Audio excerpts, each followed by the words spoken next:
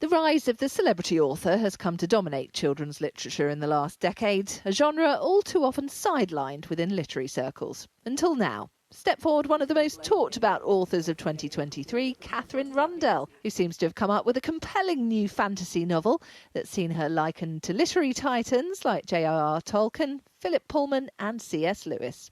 Narnia it's in my bones and skin and fingernails. When you read a children's book, sometimes it can be like a kind of defibrillator for the imagination. An Oxford Fellow, her grounding in academia is apparent. Her latest work packed full of the mythical creatures she's researched over the years to tell the story of a race to save that which is beautiful, an underlying nod to our own environment. I think I wanted to say to the children reading it, your bravery, your endurance, your courage, your action will be wonderfully worth the time and pain and effort it takes.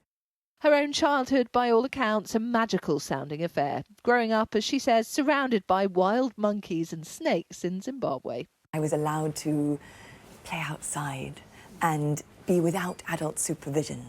And I think in England that is harder. And perhaps that makes children grow up a little swifter, that they have less space in which to be a child.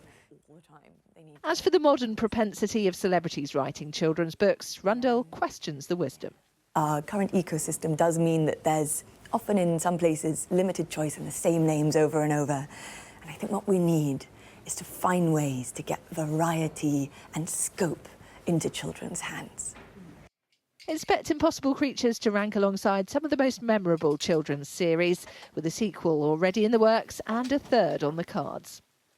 You can't please every kid, but just occasionally I have kids who come up to me and say, I've read it, and I know it's not real.